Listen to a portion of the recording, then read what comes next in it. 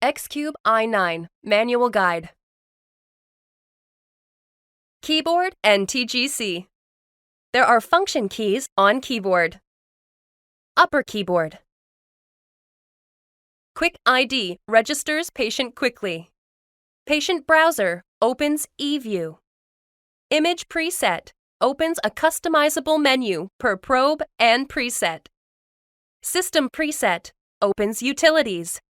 DICOM spooler shows DICOM transfer.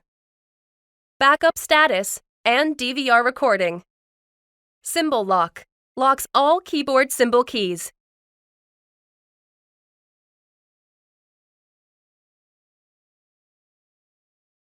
New preset. Save a new setting. DVR. Access to DVR menu. Eject. Eject a media. Initial. Reloads default preset of the current exam. Delete.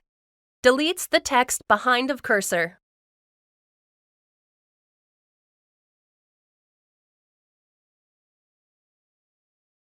Help. Onboard user's manual. Biopsy. Activates the biopsy guide graphics and the speaker low and high symbols to change speaker volume. Lower keyboard.